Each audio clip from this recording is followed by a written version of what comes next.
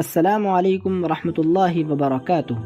پیارے دوستو، آپ دیکھ رہے ہیں اردو ٹیلز ہب، یعنی اردو کہانی اور واقعات کا ایک مرکز۔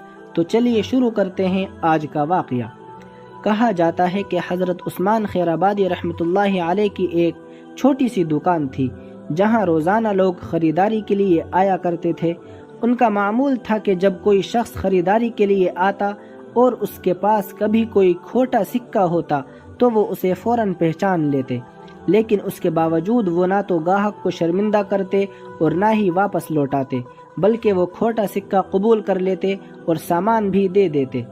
اس زمانے میں چاندی کے سکے استعمال ہوتے تھے، جو کبھی کبھی وزن میں کم یا خالصیت میں کمی کی وجہ سے کھوٹے کہلاتے تھے۔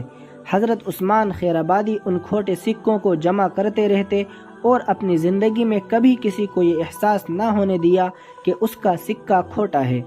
ان کا یہ عمل خالصتاً اللہ کی رضا کے لیے تھا، کیونکہ وہ جانتے تھے کہ مخلوق کی دل آزاری اللہ کے ہاں ناپسندیدہ ہے۔ ان کا یہ معمول زندگی بھر جاری رہا۔ وقت گزرتا گیا اور آخرکار ان کی عمر کا آخری وقت آن پہنچا۔ موت کے قریب جب انہوں نے اپنی زندگی کے اعمال کو یاد کیا تو ان کے دل میں ایک خشیت پیدا ہوئی۔ اس وقت انہوں نے اللہ رب العزت کے حضور عاجزی کے ساتھ ہاتھ اٹھائے اور کہا، اے میرے رب، میں نے اپنی ساری زندگی تیرے بندوں کے کھوٹے سکے قبول کیے ہیں تاکہ ان کا دل نہ دکھے۔ آج میں تیرے حضور اپنے کھوٹے اعمال لے کر آیا ہوں۔ یا اللہ، تو بھی میرے ان کھوٹے اعمال کو قبول فرما لے اور اپنی رحمت سے مجھے بخش دے۔ یہ دعا کرتے ہوئے وہ اپنے خالق حقیقی سے جا ملے۔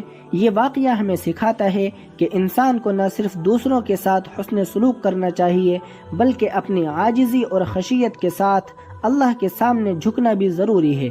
حضرت عثمان خیرآبادی رحمۃ اللہ علیہ کی زندگی ہمیں یہ پیغام دیتی ہے کہ اللہ کے بندوں کے ساتھ محبت اور ایثار کا رویہ اختیار کریں اور اپنی کوتاہیوں کے لیے ہمیشہ اللہ کی رحمت کے طلبگار رہیں۔ ایسے بزرگوں کے واقعات آج کے دور میں ہمارے لیے مشعل راہ ہیں، جو ہمیں نہ صرف اپنی اصلاح کی ترغیب دیتے ہیں بلکہ اللہ کی رحمت پر یقین رکھنے کا درس بھی دیتے ہیں۔